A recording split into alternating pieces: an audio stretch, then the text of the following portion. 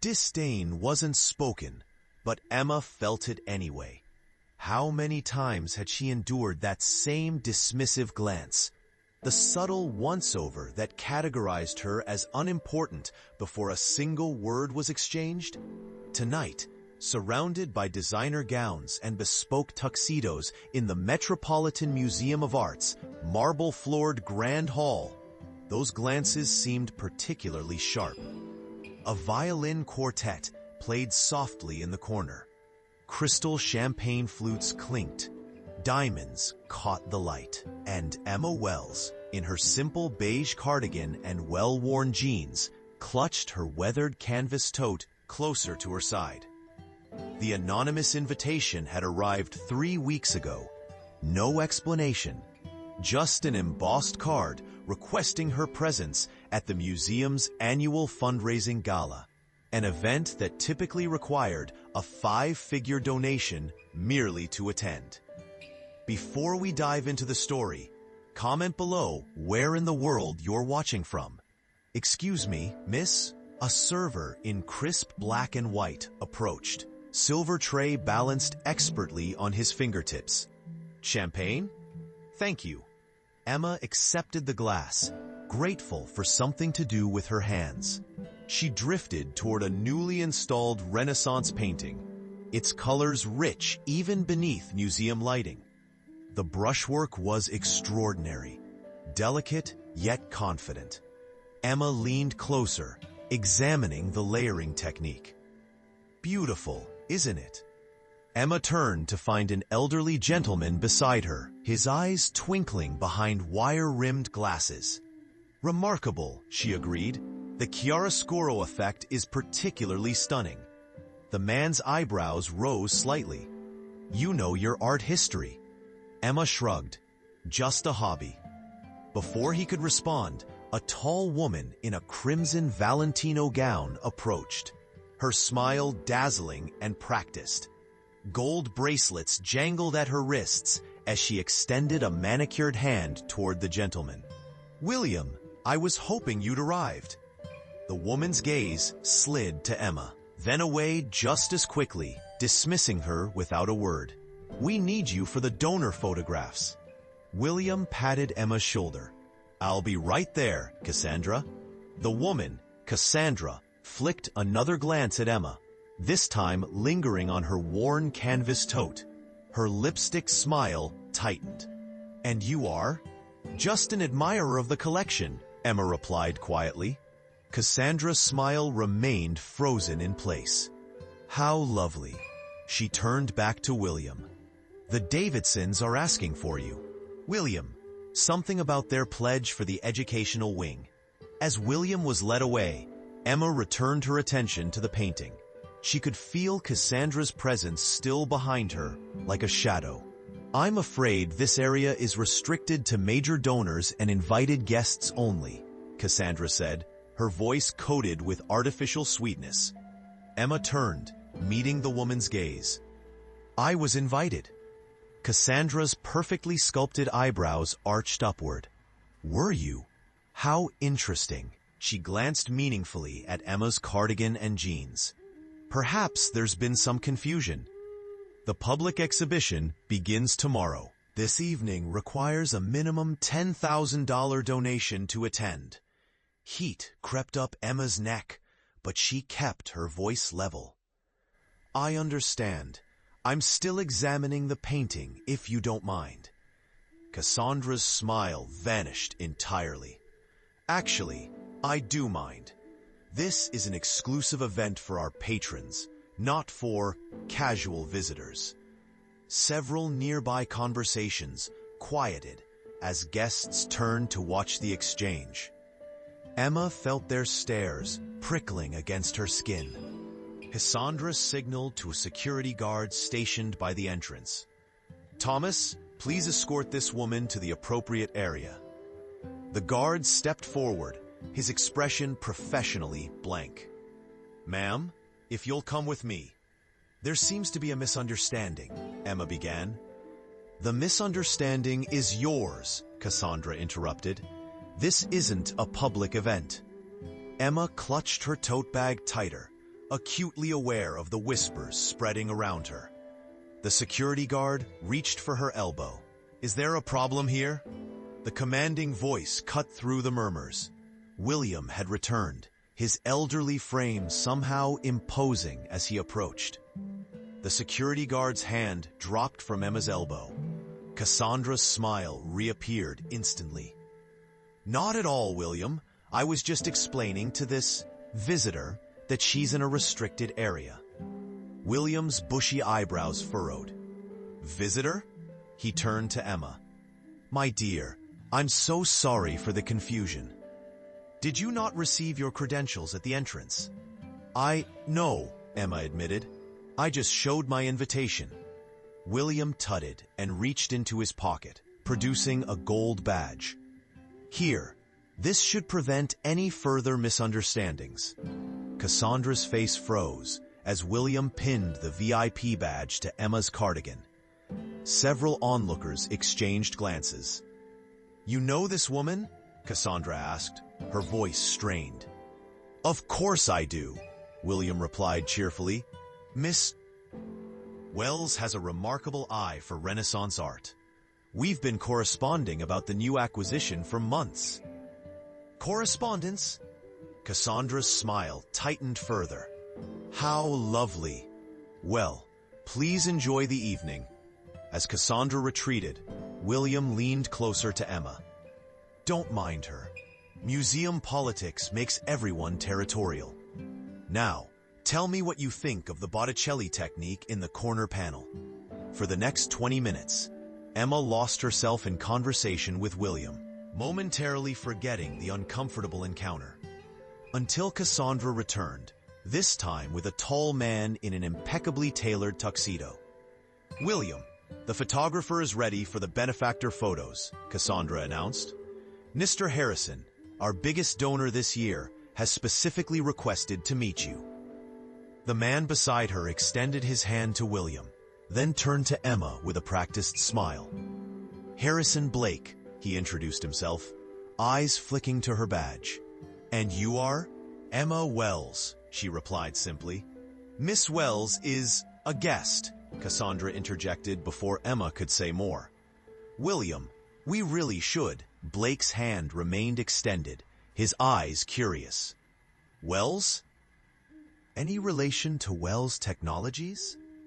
Emma hesitated. "My grandfather founded the company, yes." Cassandra's practiced smile froze. Her eyes darted between Emma and Blake, calculating. "Wells Technologies? The software company?" "Yes," Emma confirmed quietly. Blake's demeanor shifted instantly. "I had no idea Charles Wells' granddaughter would be here tonight. Your family's philanthropic work is legendary." William chuckled. "Emma prefers to keep a low profile. Quite refreshing in our circles. Wouldn't you say?" Cassandra stepped forward, her crimson dress rustling. "Miss Wells, I must apologize for earlier. Had I known who you were—" "It's fine," Emma interrupted, discomfort evident on her face. "Perhaps you'd like to join us for the donor photograph?" Cassandra suggested, her tone now honey-sweet. "As a Wells, you certainly belong in the frame." "I'm just here to appreciate the art," Emma said. Blake looked intrigued. "I understand your grandfather left you controlling interest in the company? The Wells Foundation must be worth billions," Cassandra finished, her eyes gleaming. "Which makes me even more mortified about our misunderstanding. Thomas," she signaled the security guard, "please ensure Miss Wells receives VIP treatment." Emma shifted uncomfortably. "That won't be necessary." "Nonsense." Cassandra linked her arm through Emma's. "Let me introduce you to everyone. The museum would be honored to discuss naming opportunities for our new wing." William watched the exchange with a knowing smile. Perhaps Miss Wells would prefer to view the Caravaggio first? It's being unveiled in 10 minutes. Of course, Cassandra agreed too quickly. "I'll personally escort her." As they walked, Cassandra leaned closer. "You know, the museum board has several openings. With your background and connections, you'd be perfect.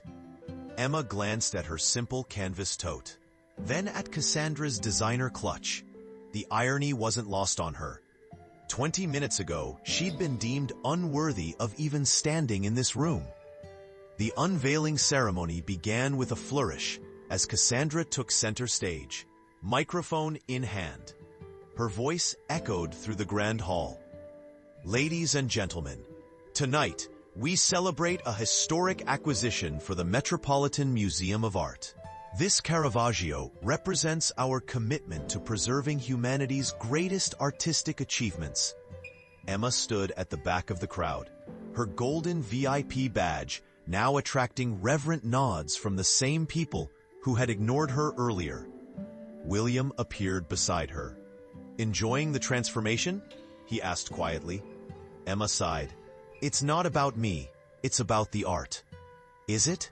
William's eyes twinkled. "Sometimes I think the greatest art is watching how people behave when they believe no one important is watching." On stage, Cassandra continued her speech. "We wouldn't be here tonight without our generous benefactors." She gestured toward the front row where Blake and several other tuxedo-clad donors sat. "Their vision and resources make our work possible." A museum assistant approached Emma, whispering urgently, "Miss Wells, Director Harrington requested you join the other major donors on stage for the unveiling." Emma shook her head. "I'd prefer to observe, thank you." The assistant looked panicked. "But she specifically requested—" "It's all right," Emma interrupted gently. "I'm fine here." Cassandra's voice continued through the sound system. "And now, I'd like to recognize the anonymous donor whose extraordinary generosity secured this masterpiece. Without this benefactor, tonight would not be possible." Emma tensed. William patted her hand, reassuringly. "Although this person has requested anonymity, their $20 million contribution deserves our deepest gratitude." Murmurs rippled through the crowd. 20 million was no small sum, even among this wealthy audience. In honor of this generous spirit, Cassandra continued, "We've dedicated a plaque that will permanently accompany the painting." As the velvet covering was pulled from the massive gilt frame, gasps filled the room. The Caravaggio was even more stunning than the photographs had suggested. Below it, a small brass plaque gleamed, donated by a true lover of art who believes beauty belongs to everyone. Emma felt her throat tighten with emotion. The words were exactly what she had requested. William leaned closer.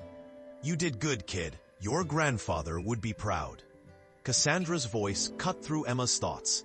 "And now a special surprise. Our anonymous donor has agreed to say a few words about this remarkable acquisition." Emma froze. "What?" She turned to William, eyes wide. "I never agreed to—" William's expression was apologetic. "I might have suggested it would lend authenticity to the unveiling." The board insisted. Before Emma could protest further, Cassandra's amplified voice continued. "Ladies and gentlemen, please welcome to the stage the visionary behind tonight's historic acquisition, Emma Wells." Spotlights swept the crowd, eventually finding Emma at the back of the room. Hundreds of eyes turned toward her. Whispers erupted as recognition dawned on faces throughout the gallery. The same woman Cassandra had tried to remove, wearing jeans to a gala, Charles Wells' granddaughter. Emma stood rooted to the spot as an assistant rushed over with a microphone.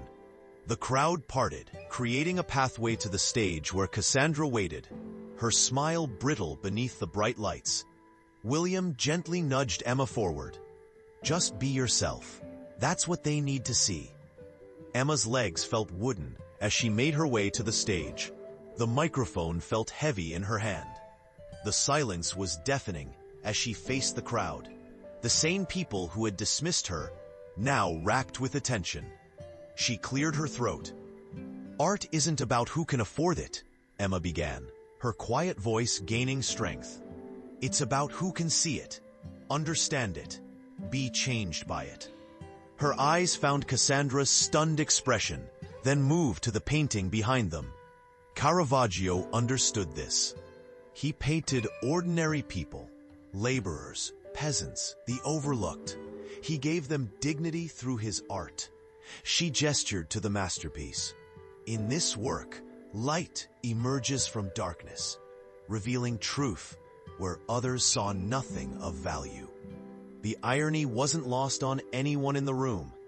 Emma stepped away from the microphone as applause thundered through the gallery. The faces looking back at her held a mixture of embarrassment, admiration, and calculation. She could practically see the wealthy patrons reassessing her worth in real time. Cassandra rushed forward, gripping Emma's hand with both of hers. What a beautiful sentiment! So modest, so authentic. Her voice carried just far enough for nearby donors to hear. We simply must have lunch this week to discuss your vision for the new wing. Emma gently extracted her hand. Thank you, but I'm quite busy. Of course, of course. Cassandra's smile remained fixed as cameras flashed around them. Perhaps your assistant can contact mine. I don't have an assistant. Cassandra blinked, momentarily thrown. Well, how charming. So hands-on. As Emma moved to step off the stage, she found herself surrounded by benefactors who had ignored her all evening. Ms. Wells, I'd love to discuss your foundation's work. My daughter is starting an art therapy program. Would you consider joining our charitable board? William appeared at her elbow, expertly creating space. Give the lady some room to breathe, everyone. The painting is the star tonight, remember?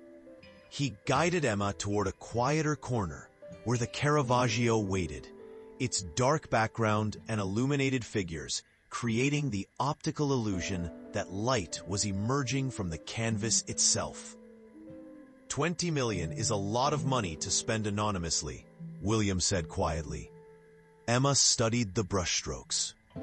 Money has never interested me as much as what it can do. Your grandfather felt the same way. Did he? Emma's voice held a note of surprise. He always seemed obsessed with business, only as a means to an end. William adjusted his glasses. He wanted to create something that would outlast him. Blake stepped forward, champagne flute in hand. I'd like to propose a toast to Emma Wells, a benefactor who has reminded us all what true art appreciation looks like. Glasses raised throughout the room. Emma's cheeks flushed pink as she fidgeted with her canvas tote. I never meant to cause a scene, she whispered to William. You didn't, he replied. They did. Later that evening, as the crowd thinned, Emma found a moment of solitude with the Caravaggio. She traced the air above the canvas, following the invisible brushstrokes of the master. It's even more magnificent than I imagined, she murmured. Because you see it differently. Cassandra's voice startled her. The museum director approached, her crimson dress catching the light. Ms. Wells, I want to personally apologize for my behavior earlier. It was unforgivable. Emma turned back to the painting. Appearances can be deceiving. Caravaggio knew that better than most. Indeed, Cassandra's bracelets jangled as she gestured toward the painting. If I may ask, why the anonymity? Most donors in your position would want recognition. Because it's not about me, Emma replied simply. It's about who might stand here tomorrow and be changed by this painting, regardless of what they're wearing or how important they seem. Cassandra's professional mask slipped momentarily, revealing genuine curiosity. You could have bought this for your private collection. Why donate it? For the same reason Caravaggio painted ordinary people, transformed by light. Emma smiled. Some things belong to everyone. As Emma prepared to leave, William handed her a folder. The board voted unanimously. The educational initiative you proposed has been approved. Already? Emma looked surprised. William chuckled. Amazing how quickly things happen when people realize who's in the room. Cassandra cleared her throat. I hope you'll reconsider joining the board, Miss Wells. We could use your perspective. The word hung between them, loaded with implications that hadn't existed hours earlier. I prefer working behind the scenes, Emma replied. Like tonight? William chuckled. Not exactly inconspicuous. 6 months later, Emma stood in the museum's newly renovated education wing. Children from local schools filled the space, their excited voices echoing off the walls as they participated in hands-on art activities. A young girl tugged at Emma's sleeve. Miss, can you help me mix these colors? Emma knelt beside her. What are you trying to create? Light coming out of darkness, the girl explained seriously. Like that painting upstairs. Emma smiled. Chiaroscuro. That's exactly what Caravaggio was famous for. Across the room, Cassandra entered with a group of potential donors. She spotted Emma and steered the group toward her. And here's the visionary behind our education initiative, Cassandra announced. Emma Wells has revolutionized our approach to accessibility. The donors murmured appreciatively, but Emma noticed their gazes lingered on her simple clothing. Today, a soft gray sweater and practical black pants. No longer dismissive, but curious. One woman stepped forward. My foundation focuses on arts education. I'd love to hear more about your philosophy. Before Emma could respond, the young girl tugged at her sleeve again. Miss Emma, look what I made. One moment, Emma said to the donors, turning her full attention to the child's artwork. William appeared beside her. Still choosing the art over the politics, I see? Emma watched the children creating. Some perspectives can only be seen from ground level. The donors watched as Emma knelt beside the child, genuinely engaged with the small painting. Several of them exchanged glances, some surprised, others thoughtful. As the children's session ended, Emma helped clean brushes and organize supplies. One of the museum assistants tried to take over, but Emma waved her away. I don't mind, she said. This is the best part. William found her later in the Renaissance Gallery, standing before the Caravaggio again. The board approved your proposal for the mobile art education program, he said, joining her. Unanimous vote. Emma nodded. Thank you. Don't thank me. It was the merit of the idea, and perhaps a $20 million donation that helped. Emma suggested with a small smile. William chuckled. Perhaps, but you know what impressed them most? That you showed up today in the same clothes you wore when hanging the paintings yourself. Emma glanced down at her paint-flecked jeans. These are practical and authentic. That's rarer than you think in these circles. Cassandra approached, her heels clicking against the marble floor. Her demeanor had softened over the months, though her outfits remained impeccable. The Langford Foundation just pledged $5 million for the mobile program, she announced. They were impressed by your hands-on approach. That's wonderful news, Emma replied. I've been meaning to ask, Cassandra said, her voice lower. Why didn't you tell me who you were that first night? Emma turned back to the Caravaggio. Would it have mattered? Of course it... Cassandra stopped herself. I see your point. True value isn't always visible at first glance, Emma said, gesturing toward the painting. Caravaggio understood that. He saw beauty and dignity in the ordinary. As Cassandra walked away, William smiled at Emma. Your grandfather would be proud, not of the donation, but of how you've used your position.